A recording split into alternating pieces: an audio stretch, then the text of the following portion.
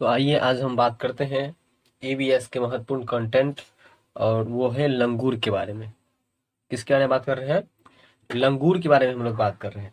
ये लिखा है लंगूर का चित्र आप देख पा रहे हैं यहाँ पर किस तरह का है। लंगूर बंदर के जैसे ही होता है वो, लेकिन इसके मुंह पर ब्लैक होता है, काला होता है। जंगल में ऊंचे पेड़ पर बैठा लंगूर अपने पास आती मुसीबत को देखकर एक खास आवाज निकालकर अपने साथियों को संदेश देता है और उन्हें चौकन्ना कर देता है। लिखा है कि जंगल में ऊंचे पेड़ पर बैठा लंगूर अपने पास आती मुसीबत को देखकर, पहले इस बात को हम लोग समझेंगे। ये करता क्या है, जब जंगल में ऊंचे जगहों पर बैठा होता है, ऊंचे पेड़ों पर, तो देखता है कि उसके पास यदि कोई उसके आत्मघाती आता है, आत्मघाती मतलब उसको मतलब मारने वाला यदि कोई उसका शिकार आता है, तो उसको देख करके वो क्या करता है कि वह आवाज निकालता है। और वो आवाज निकालता है इसलिए कि वह अपने साथी को बुला सके। ठीक है, तो लंगूर के बारे में बस इतना ही है कि लंगूर ऊंचे पैर पर बैठा हुआ है और जब उसके पास कोई मुसीबत आता है, कोई संकट आता है, तो वह अपने साथी को संदेश देता है और उन्हें चौकन्ना कर देता है। ठीक है, तो ये था तुम्हें लंगूर के बारे में। अब हम बात करते हैं, ये जाने माने जानवर है जो आप अपने अगल बगल में अपने वातावरण में देखते हैं, जिसका नाम है कुत्ता। और कुत्ता का अंग्रेजी क्या होता है? डॉग होता है। तो देखिए कुत्तों की गलियों में अपनी जगह बटी हुई होती है। एक कुत्ता दूसरे कुत्ते के मलमूत्र की गंध से जान लेता है। अब देखो, कहने का मतलब क्या है कि कुत्तों जो है ना, कुत्ता जो होता है ना, वह अपने जगह को मतलब छांट लेते हैं कि यह हमारा जगह है, यह तुम्हारा जगह है। दैट मीन्स ये हुआ, यहाँ लिखा है कि कुत्तों की गलियों में अपनी जगह बटी हुई होती है। मतलब ये जो कुत्ता है ना, वो अपना अपना गली, अपना अपना जगह जो है वो छांटा हुआ रखता है। बात समझ रहे हो? डेली वह कुत्ता वहीं पर जाकर के बैठेगा जिसका वो जगह होगा। ठीक, और एक कुत्ता यदि दूसरे कुत्ते के मलमूत्र की गंध से पकड़ लिया उसको, तो समझ जाता है कि यहाँ पर कोई बाहरी कुत्ता आया था। मतलब कि एक कुत्ता दूसरे कुत्ते के गंध से, मलमूत्र के गंध से पकड़ लेता है। किससे? मलमूत्र के गंध से। मलमूत्र के गंध से पकड़ लेता है। इसके इलाके में बाहर का कुत्ता आया था। ये तो हम लोग पीछे ही पढ़े थे कि मतलब एक कुत्ता दूसरों कुत्तों के मलमूत्र के गंध से पहचान लेता है कि हमारे इलाका में कोई बाहरी कुत्ता भी आया था। मतलब इलाका कुत्ता का बटा हुआ होता है। बात समझ रहे हैं ना? इलाका कुत्ता का बटा हुआ रहता है कि ये इलाका उसका है, ये इलाका मेरा है। ठीक है, तो इस तरह से गंध से पकड़ लेता है कि हमारे इलाका में कोई दूसरा कुत्ता आया था।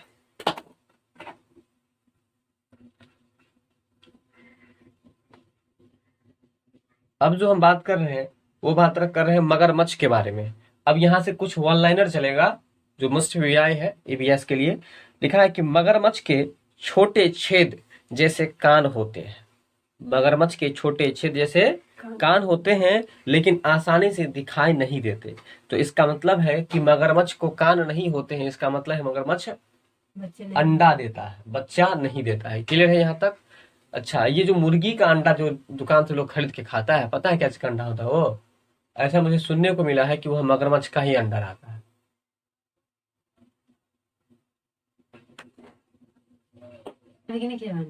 अंडा हम छोड़ दिए। तो आइए बात करते हैं हम लोग। तो चलो बात करते हैं हम लोग मगरमच्छ के बारे में। मगरमच्छ जो है, मगरमच्छ के छोटे छेद जैसे कि कान होते हैं। कहने का मतलब मगरमच्छ के जो बाहरी कान दिखाई नहीं पड़ते हैं मगरमच्छ के। ठीक है, उसको एक छेद के रूप में रहता है जो कि दिखाई बहुत कम देता है। ठीक है, मगरमच्छ को एक छोटे छेद होते हैं और ये कान के जैसे होते हैं। मतलब कान वाले जगह पर जिस तरह से सांप को होता है, सांप को भी उसी तरह से होता है ना, थोड़ा सा छिद्र रहता है और वो भी आसानी से दिखाई नहीं देता है। तो यहाँ स्पष्ट इसलिए हम कर रहे हैं कि हम पीछे क्लास में बताए थे कि जिस जीव के कान नहीं होते हैं, मतलब जिस जीव का कान तुमको नहीं दिखे, बाहर नहीं दिखे, मतलब नहीं होता तब तो नहीं दिखे, है ना, तो वो जीव अंडा नहीं देता है और साथ में उस जीव के शरीर पर बाल भी नहीं होता है, ठीक है। साथ में उस जीव को स्तन भी नहीं होता है, जिससे कि वह बच्चे को दूध पिला सके। तो ये सब था, इसीलिए यहाँ पर लिखा है कि मगरमच्छ को एक छोटे छिद्र होते हैं, और वो छिद्र होते हैं कान वाले जगह पर, ठीक है, कान वाले जगह पर होता है, और वह आसानी से दिखाई भी नहीं देता। अब जो हम पढ़ने जा रहे हैं वो पढ़ने जा रहे हैं छिपकली के बारे में। और पहले ये बता दीजिए कि छिपकली के बारे में हम पीछे क्लास में क्या बताए थे। छिपकली सर्दियों में गुम हो जाता है। जी हाँ, छिपकली या इसके जैसे और भी अन्य जानवर जो कुछ समय के लिए बड़े ही गहरी नींद में सो जाते हैं। दैट मीन्स यहाँ ये हुआ कि कहीं चले जाते हैं ठंडे के समय में, जो दिखाई नहीं पड़ते हैं, जहां जाए उसका काम है, लेकिन वो दिखाई नहीं पड़ते हैं कब, तो ठंडा के समय में। छिपकली के भी छोटे छेद कान के जगह पर होते हैं। छिपकली को भी कभी पकड़ के देखना, उसके पास भी छोटा छोटा छिद्र रहता है कान वाले जगह पर, ठीक है। कहाँ पर रहता है, कान वाले जगह पर होता है। चलो फिर बात करते हैं हम लोग फिश के बारे में। और फिश को कौन नहीं जानता है, मछलियां जिसको हम लोग कहते हैं। मछलियां खतरों की चेतावनी एक दूसरे को बिजली तरंगे से देती है। कहने का मतलब यह है कि मछलियां जो खतरों की चेतावनी देते हैं एक दूसरे को बिजली तरंगों से देती है। क्या हुआ इसका मतलब, ठीक है। तो मछलियां जो है खतरों की चेतावनी जो किससे देता है, तो एक दूसरे को बिजली तरंगों से देती है, ये याद रखेंगे मछलियां जो है। और ऐसे ऐसे क्वेश्चन को ही कभी कभी पूछा करना जो लगता है कि नया है या समझ में नहीं आया है। जैसे कि मछलियां खतरों की चेतावनी किसे देती है, तो बिजली तरंगों से देती है, ठीक है। अगला है डॉल्फिन के बारे में। डॉल्फिन जो है, डॉल्फिन स्तनधारी नहीं है, नीली व्हेल है ना, व्हेल मछली के बारे में बात करते हैं ना। व्हेल मछली है, नील व्हेल कहाँ है? व्हेल मछली। नीली व्हेल और डॉल्फिन अलग हुआ। डॉल्फिन के बारे में आप लोग कमेंट्स करके बताएंगे कि यह स्तनधारी है कि नहीं है। वैसे जहां तक कि मुझे जानकारी है कि डॉल्फिन स्तनधारी नहीं है, फिर भी आप लोग कमेंट्स करके बताइएगा। डॉल्फिन भी अलग अलग तरह की आवाज निकालती है, मतलब डॉल्फिन एक मछली है और यह अलग अलग तरह की आवाज भी निकालती है, ठीक है। और एक दूसरे से बात भी करती है। बताओ, ये जो डॉल्फिन मछली है वो एक दूसरे से बात भी करती है। तो डॉल्फिन के बारे में क्या कहना है, चीज पढ़े हो। तो डॉल्फिन एक विभिन्न तरह की आवाज निकालते हैं और वह एक दूसरे से बात भी करते अब देखो विभिन्न तरह की आवाज निकालेंगे तो एक दूसरे से बात करबे करेंगे ना, तो बस याद करने की तो चीज ही नहीं है। बस ये याद रखेंगे कि डॉल्फिन जो है ना, डॉल्फिन वह एक विभिन्न तरह की आवाज निकालते हैं। क्लियर है। अब चलो गिलहरी के दांत के बारे में पढ़ते हैं। तो गिलहरी जिसको हम लोग कहते हैं आम भाषा में लुक्खी कहते हैं, गिलहरी के जो दांत होते हैं वह ऑलवेज बढ़ते हैं, ठीक है। स्क्वायरल मतलब होता है गिलहरी। तो गिलहरी के जो दांत होते हैं वो हमेशा बढ़ते हैं, और दांतों से काटने और कुतरने के कारण इनके दांत घिस जाते हैं। देखिए कुछ जीव ऐसे होते हैं जिसके दांत हमेशा बढ़ते हैं, जैसे कि ले लो चूहा, है ना, जैसे ले लो गिलहरी। अगर चूहा तुम्हारे घर में सामान को कुतरे नहीं तो चूहा मर जाएगा, क्योंकि चूहा जब नहीं कुतरेगा तो उसका दांत बढ़ते हैं। नहीं घिसेगा, ठीक है। और जब नहीं घिसेगा तो उसकी लंबाई बढ़ती जाएगी और जिसके कारण से चूहा मर जाएगी। अब तुम्हारा ही दांत है, मान लो बढ़ते बढ़ते तो ऊपर वाला दांत नीचे आ जाए, नीचे वाला ऊपर चला जाए तो क्या होगा, मांस को फाड़ करके निकल जाएगा ना। तो इसलिए चूहा को कुतरना मजबूरी है, गिलहरी को भी कुतरना मजबूरी है। बात समझ रहे हो। तो याद रखना गिलहरी के जैसे ही चूहा भी चलता है ना, इसलिए गिलहरी और चूहा दोनों को याद रखना कि गिलहरी के दांत हमेशा बढ़ते रहते हैं, और दांतों से यदि कुतरे नहीं, मतलब काटे या कुतरे नहीं, तो उसका दांत नहीं घिस पाएंगे, ठीक है। और इस कारण से ही इनके दांत घिस जाते हैं। क्लियर है। अब बात करते हैं हम लोग बिल्ली के बारे में। बिल्ली के दांत नुकीले होते हैं। तो पहले भी पढ़े थे कि बिल्ली के दांत जो होते हैं वो कैसे होते हैं, नुकीले होते हैं, जो मांस को फाड़ने और काटने के काम आते हैं। बिल्ली के दांत कैसे होते हैं, नुकीले होते हैं, और जो मांस को फाड़ने और काटने के काम में आते हैं, ठीक है। तो अभी हम एक बार रिपीटेशन करेंगे, गिलहरी के बारे में क्या होता है फटाफट बताओ। गिलहरी के दांत हमेशा बढ़ते ही रहते हैं, जिस कारण मतलब वो अपना किसी भी चीज पर घिसते रहते हैं दांत को, मतलब घिसते नहीं रहते हैं, काटते या कुतरते रहते हैं, ठीक है ना। अच्छा डॉल्फिन के बारे में क्या होता है। डॉल्फिन जो है अलग अलग तरह की आवाजें निकालती है। डॉल्फिन विभिन्न तरह की आवाज निकालते हैं और एक दूसरे से वह बातचीत भी करते हैं। मछली के बारे में क्या होता है। मछली किसी संकट घड़ी को या खतरों की चेतावनी को एक दूसरे को बिजली तरंगों से देती है। किसे देती है? बिजली तरंगों से देती है। अब चलो, अब हम बात करेंगे बिल्ली के बारे में। बिल्ली के बारे में क्या होता है? बिल्ली के दांत नुकीले। तो बिल्कुल कहा, सही कहा आपने कि बिल्ली के दांत बड़े ही नुकीले होते हैं, है ना, और इसीलिए वो चूहा सबको के बारे में फाड़ देते हैं न, चूहा को फाड़ने और काटने के काम आते हैं। अच्छा, अब चलो, अब पढ़ते हैं गाय के बारे में। गाय मतलब, गाय का अंग्रेजी काव होता है, ठीक है। तो गाय के आगे दांत, गाय के आगे के दांत, गाय के आगे के दांत पत्तों को काटने के लिए होते हैं। वैसे भी मनुष्य का भी जो दांत होता है आगे का, वो काटने के लिए ही होता है, ठीक है, काटने के लिए होते हैं। और पीछे के दांत चपटे जो होते हैं और बड़े होते हैं घास चबाने के लिए। मतलब आगे का दांत काटने के लिए और पीछे का दांत चपटे होते हैं चबाने के लिए। बस ये याद रखो, आगे का दांत काटने के लिए और पीछे का दांत चबाने के लिए होता है। बस इसमें इतना ही याद रखना है। और अब हम बात करते हैं सांप के बारे में। किसके बारे में? सांप। और सांप का अंग्रेजी क्या होता है? स्नेक होता है। क्या होता है? स्नेक होता है। हमारे देश में केवल 4 तरह के ही जहरीले सांप है। अपने भारत देश में कितने तरह के सांप है? 4 तरह के।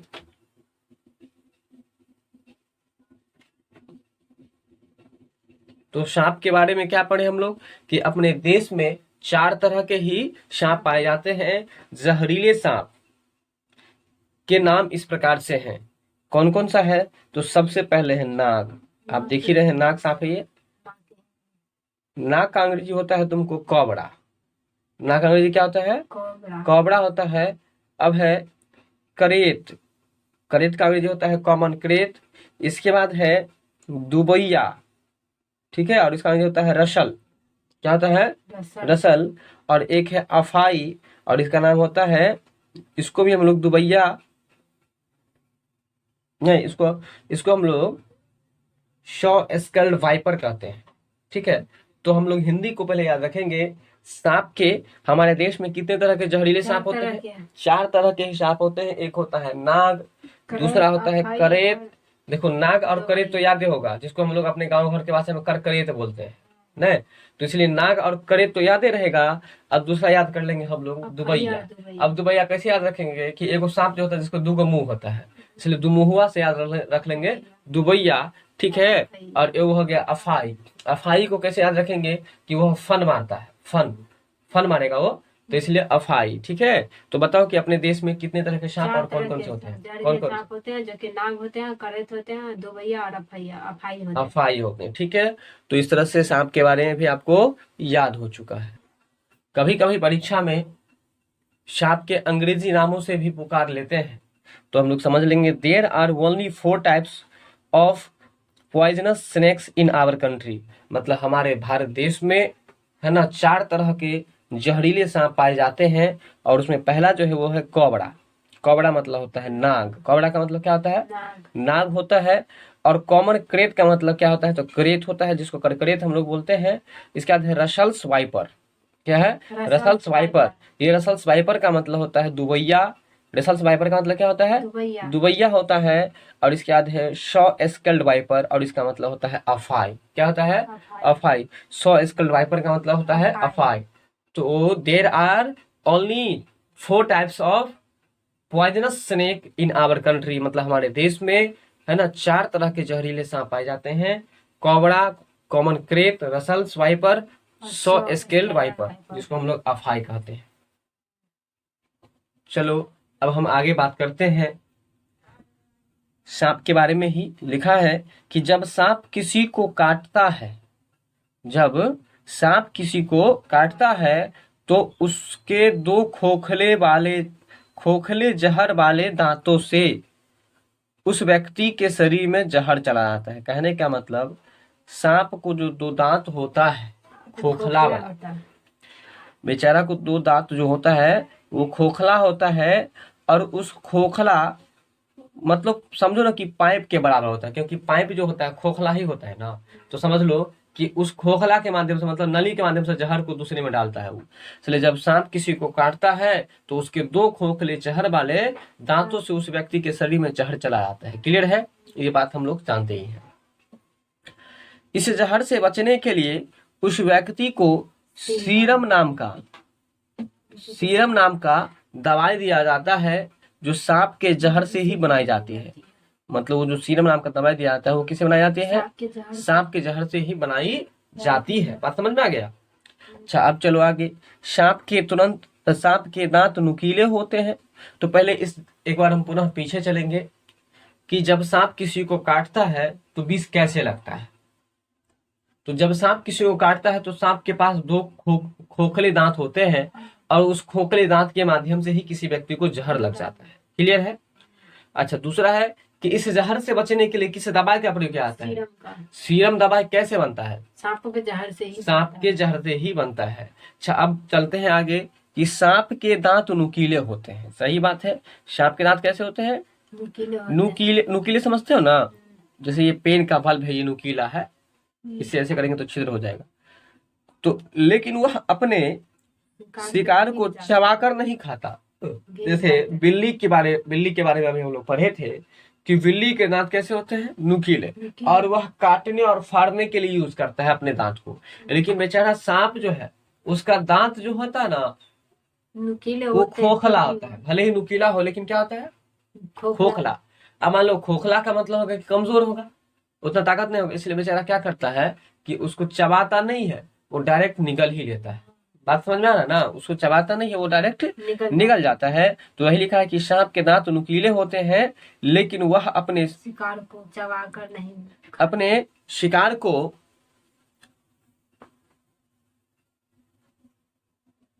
चबाकर नहीं खाता, बल्कि पूरा निगल जाता है।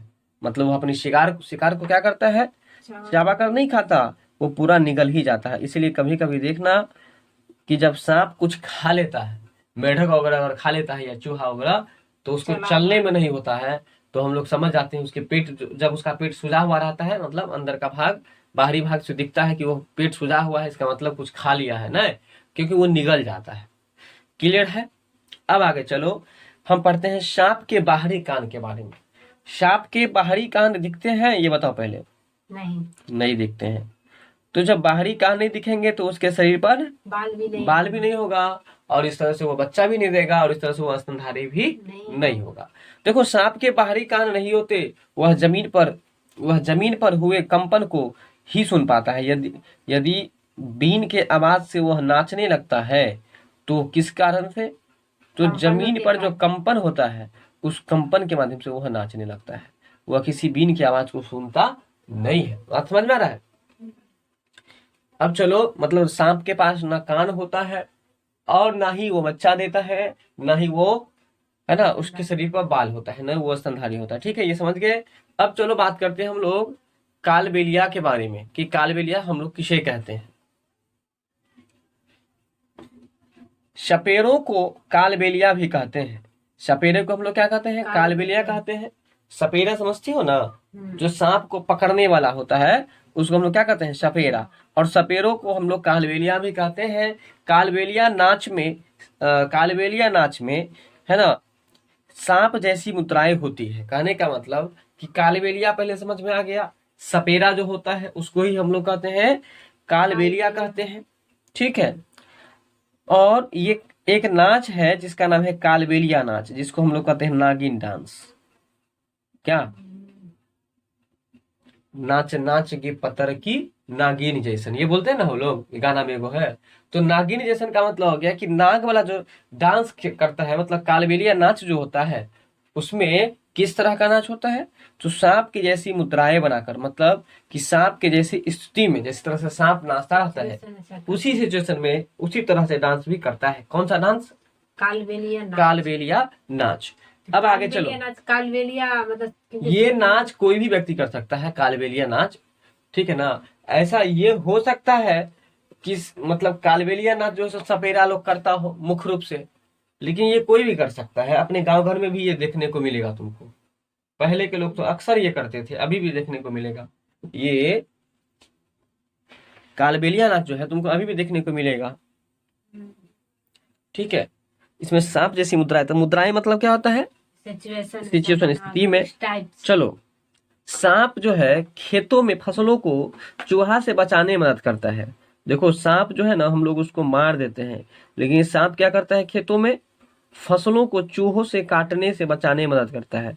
मतलब ये हुआ कि सांप करता क्या है कि चूहा को खा जाता है, और जब चूहा को खा जाएगा तो हमारा फसल को बर्बाद नहीं करेगा चूहा ना, इसलिए सांप खेतों में फसलों को चूहों से किसान को बचाने में मदद करता है। ठीक है, किसान का मित्र तो केचुआ को कहा जाता है। अब देख लेते हैं आगे। आगे है सांप सुन नहीं पाते, ये तो पहले ही बता दिए, सांप सुनते नहीं है, वे केवल बीन के हिलने से उसके अनुसार अपना सिर हिलाते हैं। अब देखो यहाँ पर एक नया बात देखने को मिला कि बीन जो हिलता है ना, बीन जो ऐसे ऐसे होता है ना, तो उसी तरह से वो भी करता है। ठीक है, जिसे लोग कहते हैं कि नाच रहा है। नहीं समझ में आया?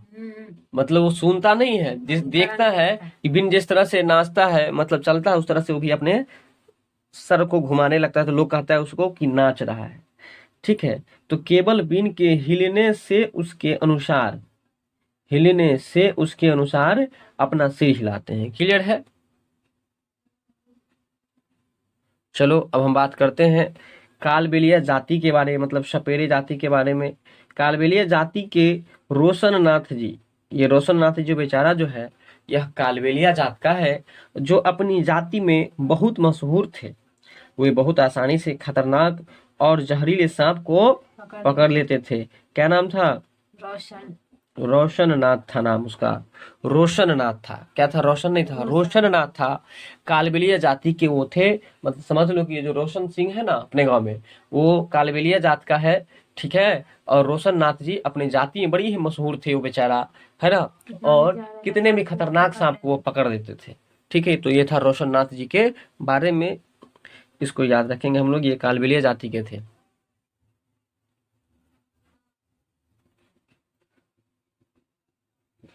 तो अब हम बात करेंगे केचुआ के बारे में। केचुआ जमीन में छेद बनाकर मिट्टी को मुलायम कर देता है, जिस तरह से मानो पेट में अमाशय के बाद टॉयलेट जिस तरह से पैखाना मतलब कैसा बन जाता है, कायम के रूप में, मतलब कि लुगदी के रूप में, उसी तरह से मान लो कि यह जमीन में छेद बना करके जमीन को एकदम मुलायम कर देता है, और उससे क्या होता है कि जमीन को इन छेदों से हवा और पानी मिल जाता है। मतलब जब क्षेत्र बनाता है तो जमीन को क्या मिल जाता है? हवा और पानी मिल जाता है। ठीक है, तो ये केचुआ के बारे में। फिर आगे अब हम लोग देखेंगे। तो अगला पॉइंट है कि केचुए मृत पत्ती, मृत मतलब क्या होता है? मरा हुआ, मतलब सड़ा गला हुआ मृत पत्ती और पौधों को खाते हैं। केचुआ जो है मृत पत्ती पौधे को खाते हैं, और इनके मल से, मतलब इनके पैखाना से जो है जमीन उपजाऊ होता है। ठीक है, क्योंकि वो पेड़ पत्ता, मतलब पेड़ पौधा का पत्ता खाता है। अब वैसे भी सुने होंगे कि मतलब कि कभी कभी क्या होता है कि खेत में जैसे ढैंचा है, ढैंचा को हम लोग उसी में उपजाते हैं और उसी में क्या कर देते हैं, खेत जोत करके उसको मिला देते हैं, तो मतलब खाद बन जाता है। किससे बना? तो पत्ती से मिला बना ना, इसलिए जो पत्ती केचुआ खाता है और वो पत्ती फिर टॉयलेट कर देता है, तो टॉयलेट करने का क्या होता है कि उसके टॉयलेट से, उसके मल से जमीन उपजा हो जाता है। ठीक है, केचुआ को किसान का मित्र कहा जाता है। किसान का मित्र किसे कहा जाता है? केचुए को किसान का मित्र कहा जाता है। फिर आगे है वर्मी कंपोस्ट को वर्मी कल्चर। ये तो पहले ही पढ़े होंगे हम लोग, किसान का मित्र किसको कहा था? केचुआ को, क्योंकि यह मिट्टी को मुलायम कर देती है, और मिट्टी को मुलायम करने के कारण से क्या होता है कि इसमें जो है सो, इसमें मतलब मिट्टी को छेद बनाकर मुलायम करते हैं, और छेद बनाकर मुलायम कर देते हैं, और यह छेद के माध्यम से हवा और पानी जाता है, जिसके कारण से खेत उपजाऊ ज्यादा होता है। केचुआ को किसान के मित्र कहा जाता है, ये भी समझ में आ ही गया होगा। फिर हम लोग पढ़ते हैं वर्मी कंपोस्ट के बारे में। वर्मी कंपोस्ट को हम लोग वर्मी कल्चर, या उसको हम केचुआ पालन भी कहते हैं। वर्मी कंपोस्ट को हम लोग वर्मी कल्चर या केचुआ पालन भी कहते हैं। ठीक है, अब बताओ क्या? आइए अब हम बात करते हैं चींटी के बारे में। और चींटी का अंग्रेजी कौन नहीं जानता है? एंड्स मतलब चींटी होता है। तो पहले ये बता दीजिए कि चींटी किसके अंदर आता है? कीट, पक्षी किसके अंदर? कीट के अंदर आता है। बताओ एक बार फिर से कि कीट के अंदर क्या सब आता है? चींटी आएगा, मच्छर, मधुमक्खी, चींटी, केचुआ, दीमक, केचुआ, दीमक, इसका दीमक, इसका टोएटरा, तितैला, ततैया, तितैया, ये सब आता है ना। झिंगा, झिंगा, मकड़ी, मकड़ी, सही बात है। तिलचट्टी, तिलचट्टी, तिलचट्टा होता है। चलो अब बात करते हैं फिर से आगे हम कि चींटियां मिलजुल कर रहती है। सही बात है, चींटियां कैसे रहती है? मिलजुल कर रहती है। और चींटियां का काम बटा रहता है। और चींटी का काम क्या रहता है? तो बटा रहता है। रानी चींटी अंडे देती है। रानी चींटी जो होते हैं वो अंडे देती है। सिपाही चींटी जो होती है वो बिल का ध्यान रखती है। सिपाही चींटी बिल का ध्यान रखती है। काम करने वाली चींटियां भोजन ढूंढकर बिल तक जाती है। तो चींटी के बारे में इन तथ्य को हम लोग विशेष रूप से याद रखेंगे। पहले एक बार फिर से हम लोग पढ़ लेते हैं। ये चींटी आप देख ही रहे हैं यहाँ पर, ये सब चींटी है, ठीक है। तो काम करने वाली चींटियां भोजन ढूंढकर बिल तक ले जाती है। अब फिर से समझेंगे, चींटियां मिलजुल कर रहती है। पहला बात चींटी के बारे में, चींटियां कैसे रहती है? तो मिलजुल कर रहती है। और चींटियों का काम बटा हुआ रहता है। चींटी का काम बटा हुआ रहता है। रानी चींटी अंडे देती है। तो आप क्वेश्चन यहाँ से उठ रहा है कि कौन सी चींटी अंडे देते हैं, मतलब अंडे देने का काम किस चींटी पर? तो रानी चींटी। वैसे भी रानी मतलब फीमेल, तो फीमेल तो अंडा देगा ही, ठीक है।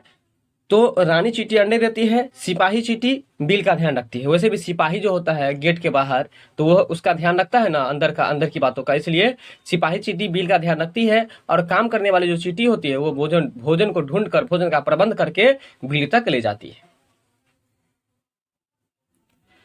चींटियां चलते समय जमीन पर कुछ गंध छोड़ती है। मतलब कुत्ता के जैसे ही, कुत्ता जिस तरह से मलमूत्र त्याग करता है तो गंध से पहचान जाता है दूसरा कुत्ता, उसी तरह से चींटियां जो है, चींटियां चलते समय, है ना, जमीन पर कुछ गंध छोड़ती है, जिसे सूंघकर पीछे आने वाली चींटियों को रास्ता मिल जाता है। ठीक है। जैसे कि चींटी को देखे होंगे कि एक होर में चलता रहता है, एक सीरियल में चलता रहता है ना। ऐसा क्यों? क्योंकि चींटी जब चलता है उस वक्त कुछ न कुछ ऐसा गंध जो है, वह कुछ न कुछ उसके शरीर से ऐसा पदार्थ निकलता है ना, और जिससे गंध निकलता रहता है। उसी गंध से वो पकड़ लेता है कि मेरा ग्रुप का आदमी इधर ही गया है, और उसे सूंघ कर वह, मतलब यहाँ पर वो नहीं लिख सका है, चींटी चलते समय जमीन पर कुछ गंध छोड़ती है। गंध थोड़ी ना छोड़ती है, वो चलते समय कुछ पदार्थ उसके बॉडी से निकलता है और वो गंध करता है। उस गंध से पहचान लेता है दूसरा चींटी, और इसके बाद वह आगे की ओर चल जाता है। अब चलो, पहरेदार चींटी, जिसको हम लोग कहते हैं सिपाही चींटी। पहरेदार चींटी एक विशेष प्रकार की गंध के कारण दूसरी चींटी को पहचान लेती है। अच्छा, ये पहरेदार जो होता है सिपाही, मतलब अपने बिल में सबको नहीं आने देगा। वो उसके ग्रुप का जो आदमी होगा उसके गंध को पहले से पकड़ा रहता है, ठीक है, और उसको ही आने देगा। अब देखो, सिपाही जो होता है फौजी, सब पता है, माने फौजी को डेली जो है एक कोड दिया जाता है। जैसे तंबू लगा करके कहीं पर रहता है ना फौजी, बाहर में कोई मिशन पर, तो फौजी को डेली एक कोड दिया जाता है सुबह में गुप्त रूप से, कि आज का कोड ये है। जैसे कि आज का कोड है जय श्री राम। तब कोई भी आदमी आएगा तो उसको अंदर करने से पहले बोलना होगा कोड, जय श्री राम। अगर बोला तो ठीक है, अगर जय श्री राम नहीं बोला तो समझ जाएगा दूसरा आदमी कि यहाँ का आदमी, तब उसको शूट कर देगा। ये ऑर्डर रहता है। उसको 2-3 बार पूछने का मौका रहता है, 2-3 बार में अगर नहीं बता तो उसको शूट कर देगा। उसी तरह से सिपाही चींटी में भी है। सिपाही चींटी जो है गन से पकड़ लेता है कि हमारे ग्रुप का आदमी है, अगर नहीं है तो फिर उसको जाने नहीं देगा। पहरेदार चींटी एक विशेष प्रकार की गंध के कारण दूसरी चींटी को पहचान जाती है। ठीक है। चींटियां खाने की चीजों को अपने बिल में जमा करती है। चींटियां जो है अपने खाने की चीज को कहां पर जमा करती है? बिल में। और तुम ये बात देखते भी होगे कि चींटी सब जो है ना मुंह में कुछ पकड़ पकड़ के ले जाता रहता है, उजला उजला। तो चींटियां खाने की चीज को अपने बिल में जमा करती है। फिर आते हैं हम लोग सामाजिक कीट के बारे में। सामाजिक कीट के अंतर्गत कौन कौन आते हैं? सामाजिक कीट के अंतर्गत दीमक आता है ना, ततई आता है, मधुमक्खियां आता है और चींटियां आता है। ठीक है, ये सामाजिक कीट कहलाता है। ये क्यों ऐसा होता है आप समझ लो, इसे हम सामाजिक कीट क्यों कहते हैं। ये मोस्ट भी कहा जा सकता है। देखो, सामाजिक मतलब यह ग्रुप में रहता है। ये जब भी रहता है वो ग्रुप में रहता है। जैसे दीमक की बात करें, मतलब जिसको हम लोग घुन कहते हैं, तो वो ग्रुप में ही रहता है, मतलब बहुत सारा एक जगह रहता है। ततई की बात करें, ये भी तुमको ग्रुप में ही रहता है। मधुमक्खी की बात करें, देखो अभी वहां मधुमक्खी लगा हुआ है, वो ग्रुप में ही रहता है। फिर चींटी की बात करो, ये सब ग्रुप में रहता है। मतलब जो ग्रुप में रहेगा, समूह में रहेगा, तो सामाजिक कीट कहलाएगा। बात समझ में आ गया? तो बताओ सामाजिक कीट के अंदर क्या सब आता है? चींटी, पहले तुम जानते हो वो बता दो। चींटी, मधुमक्खी, तितैला, ततैया, और इसके बाद तेतई है, और इसके बाद दीमक। ठीक है, इतना चीज सामाजिक कीट के अंतर्गत आता है। बात समझ में आ गया? तो एक बार पुनः हम चींटी के बारे में ऊपर से पढ़ेंगे, फटाफट बिना देखे हुए बताओ चींटी के बारे में क्या क्या जानते हो। चींटी के बारे में,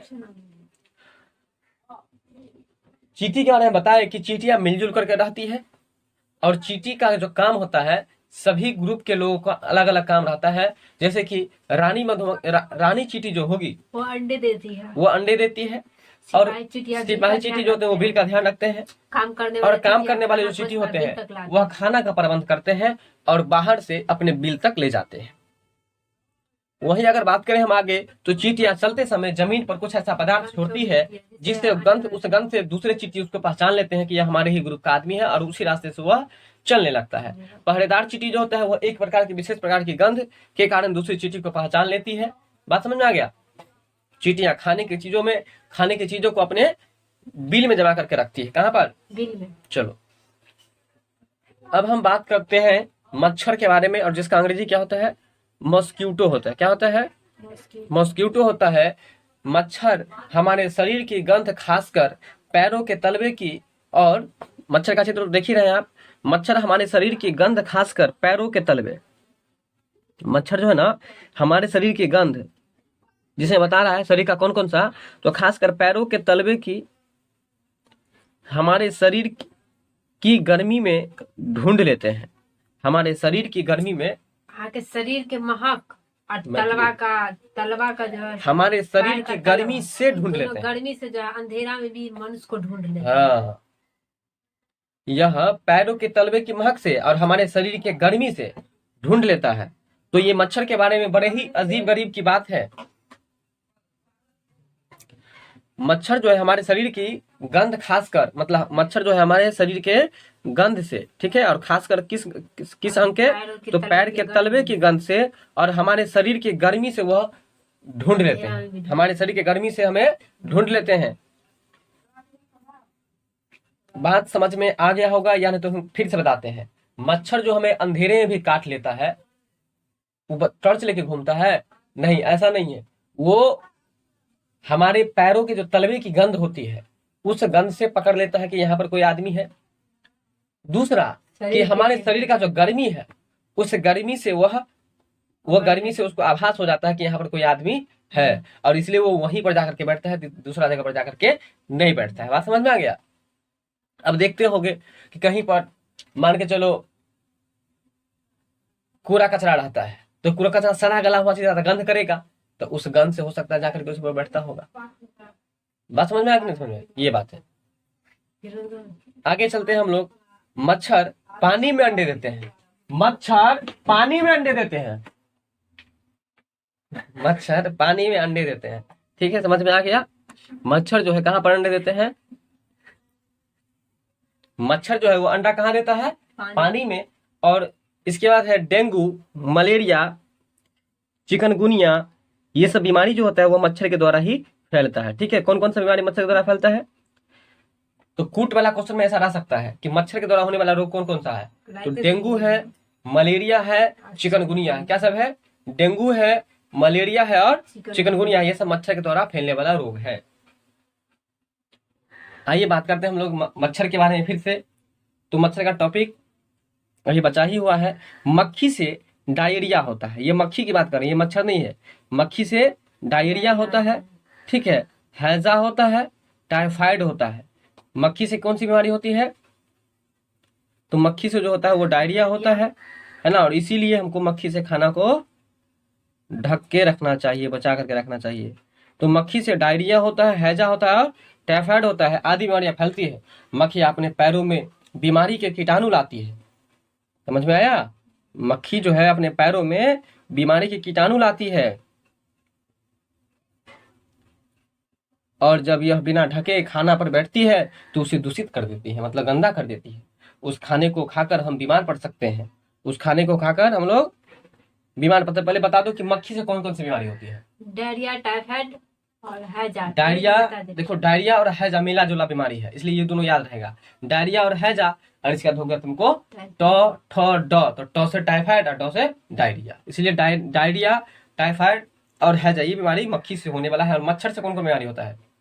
chikungunya, malaria, dengue. Chikungunya, malaria और इसमें तो कन्फ्यूजन की कोई बात ही नहीं है। मक्खी से डायरिया होता है, देखो मक्खी से हमेशा डर के रहो, मक्खी से हमेशा डर के रहो तो डायरिया हो गया, है ना। और डायरिया के बाद जो तुमको हो गया, डॉ किस में आता है? टोठो डॉ में, इसलिए टाइफाइड हो गया। इसके बाद हैजा हो गया, ठीक है। तो मच्छर से तीनों को बीमारी होता है, देखो मलेरिया, डेंगू, ठीक है, मलेरिया, और इसके बाद हो गया तुमको चिकनगुनिया। डेंगू, डेंगू तो मच्छर खुद है, तो उसे उसका नाम पेपर है, ये होता है, याद हो जाएगा। इसलिए डेंगू बीमारी उसी से, मलेरिया चिकनगुनिया भी उसी से। देखो मच्छर सब भी चिकन चिकन सी ढूंढता है ना, इसलिए चिकनगुनिया मच्छर से होने वाला बीमारी है। फिर मलेरिया, मल जहाँ रहता है वहीं पर मच्छर आता है ना, तो मलेरिया भी तुमको मच्छर से होने वाला बीमारी है। और इसके बाद डेंगू जो है वो तो ऑलरेडी तुमको याद ही होगा। चलो अब मक्खी से होने वाला कौन कौन सा? तो मक्खी से डर के रहो, इसलिए डायरिया, हैजा और टाइफाइड, ये मक्खी से होने वाला। मक्खियां अपने पैरों में बीमारी के कीटाणु लाते हैं, और जब यह बिना ढके खाने पर बैठती है तो उसे क्या कर देती है? दूषित कर देती है, और उस खाना को खाकर हम बीमार पड़ जाते हैं। बात समझ में आ गया? तो ये था मक्खी से होने वाला बीमारी। अब चलो हम बात कर लेते हैं कि मच्छरों से बचने के क्या क्या उपाय हैं, हम मच्छर से किस तरह से बच सकते हैं, उसके बारे में अभी हम लोग पढ़ेंगे। रुके हुए पानी में या इकट्ठा हुए पानी में मलेरिया के मच्छर पैदा होते हैं। मतलब मच्छर कहाँ पैदा होते हैं? यदि पानी कहीं गड्ढा में रुका हुआ है या इकट्ठा है, जमा है कहीं पर, या कोई बाल्टीन में ही पानी तुम अपने घर में रख दो, यहाँ पर मच्छर पैदा होने लगेगा यहाँ पर। तुमको तो पता ही है कि मच्छर अंडा कहाँ देता है? पानी में। तो रुके हुए पानी में या इकट्ठा हुए पानी में, है ना,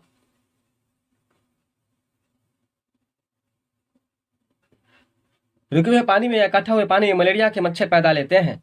तो मलेरिया के मच्छर कहाँ पर पैदा लेते हैं?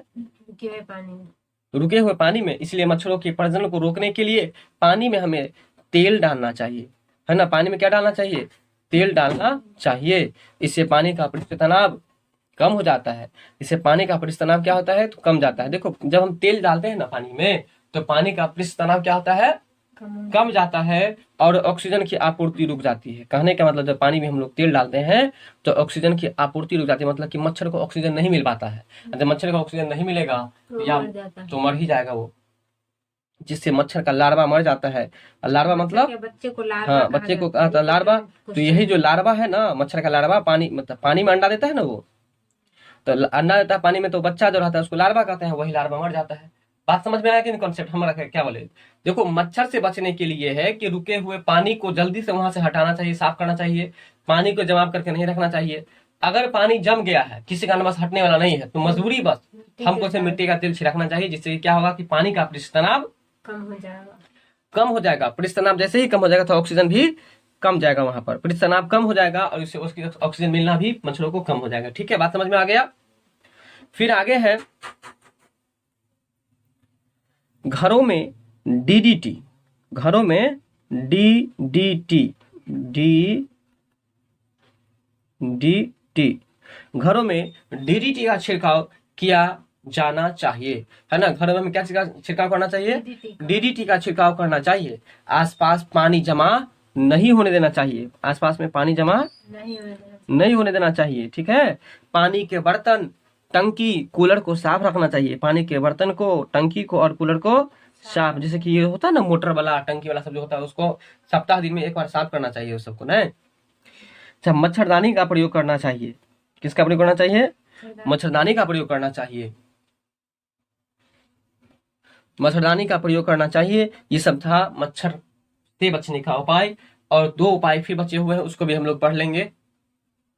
तो एक उपाय पहले ही बता दिए हैं कि जमे हुए पानी में क्या डालना चाहिए?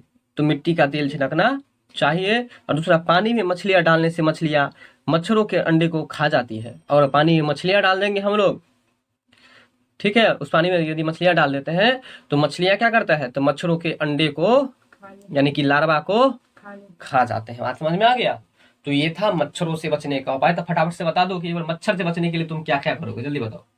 सबसे पहले जहाँ पानी जमा होगा उसको उसको हम साफ हटा करेंगे, देंगे, साफ सही, कर देंगे। गड्ढा उड्ढा तो उसे हम भर देंगे, ढक देंगे, हाँ।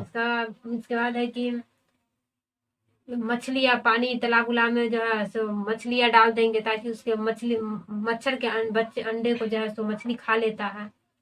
इसके बाद है कि मिट्टी तेल जो है सो हम डाल छिड़केंगे। देंगे। आखिर मिट्टी तेल डालने से मच्छर क्यों मर जाता है, ये बताओ। क्योंकि उसको लार्वा को जो है ऑक्सीजन लेने में कमी हो जाता है। देखो यहाँ पर ये बताओ कि मिट्टी तेल जैसे ही डालते हैं तो पानी का पृष्ठ तनाव कमता है। जब पानी का पृष्ठ तनाव कमता है तो इससे क्या होता है कि मच्छर के लार्वा को ऑक्सीजन पूर्ण रूप से नहीं मिल पाता है, और जब पूरा नहीं मिल पाता है, ठीक है, तो इससे क्या होता है कि वो लार्वा मर जाता है। और साथ में डीडीटी का भी छिड़काव करना चाहिए, है ना। घरों में छिड़काव हाँ, करना चाहिए। आसपास में पानी जमा होने देना नहीं चाहिए। बर्तन को साफ रखना चाहिए, टंकी को साफ रखना चाहिए, मच्छरदानी का प्रयोग करना चाहिए, और जमे हुए पानी में मिट्टी का तेल डाल देना चाहिए, छिड़कना चाहिए, ठीक है, और पानी में मछलियां भी डाल देना चाहिए। तो ये सब था मच्छर से बचने का उपाय।